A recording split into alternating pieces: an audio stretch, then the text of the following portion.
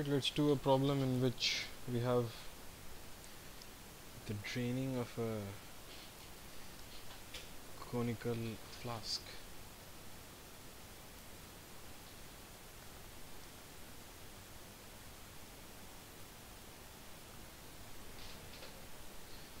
The radius here is given as R, and at any instant the liquid interface is at a height h, which is a function of t. The radius is then r, which is also a function of t.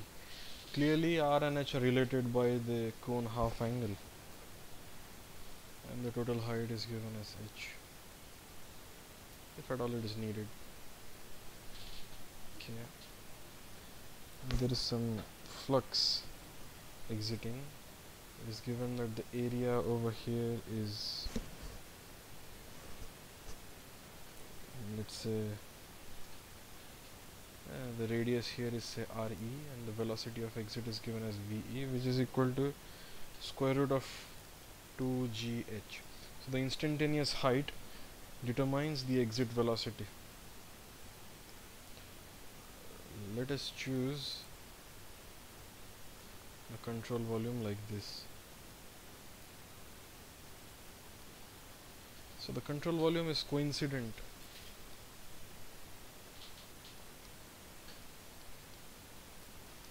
with the top face.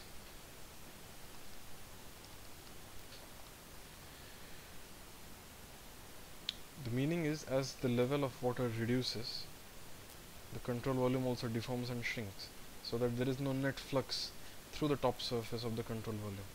So if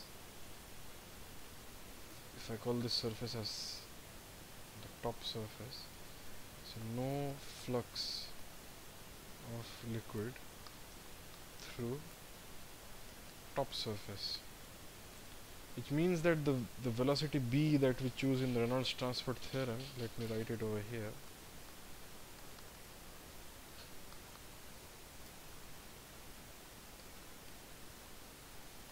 so this is the velocity of the fluid seen from the static frame. This is the velocity of the control volume. So we had already seen that the velocity of control volume need not be constant or uniform. So b is such that dB dt, or rather the velocity b, is equal to dH dt. It is matching the velocity of the interface.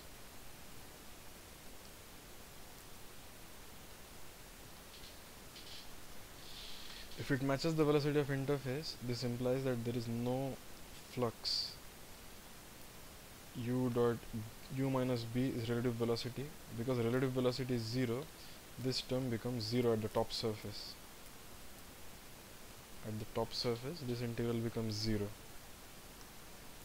So ddt of integral rho dv can be simplified as ddt of 1 by 3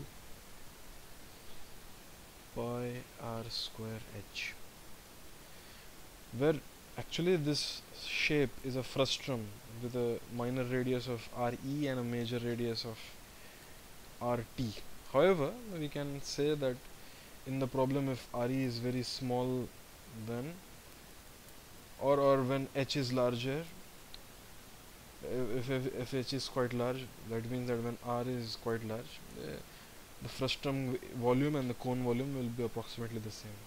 But look here, r and h both are functions of time, so ddt will give us two terms. But as a matter of fact, r and t are related because tan of theta is equal to r by h. So these yield ddt of 1/3 pi h cubed tan square theta, and tan square theta is constant. So essentially the left hand side becomes tan square theta pi by 3 times 3h square dh dt. Okay, so now look, what is the flux? So what is now, so rho u minus b dot n dA. Okay, what is this? Now quite obviously there is no flux through this, because obviously this is an impermeable surface of the cone. Here there is no net flux because the boundary moves with the fluid. The only flux is here, so the n of this surface is like this, and VE is also exiting, so VEN is positive. So this is equal to integral rho VE dA at the bottom.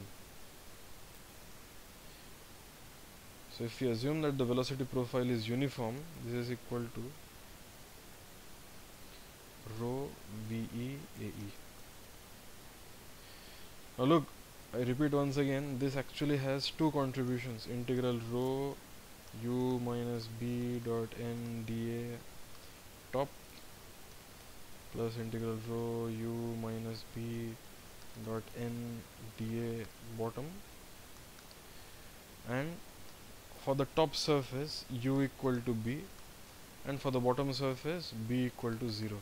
Hence we could write this, and this we have already discussed why it is 0. Okay, so the bottom surface b is 0 because the boundary is not deforming. Okay, so this is essentially rho AE into square root of 2gh, where h is a function of time. Therefore in the end we obtain tan theta pi by 3, so forget this 3 and 3, so this pi tan theta h square dh dt plus rho AE square root of 2gh equal to 0, which implies dh dt is equal to square root of 2g, there's a minus sign because this term goes to the right side, rho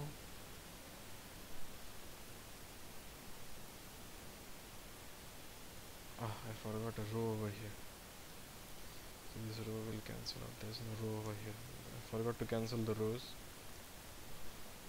so it's minus 2g divided by pi tan theta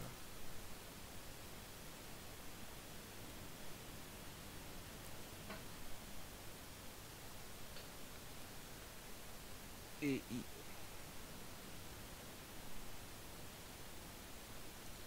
times h square,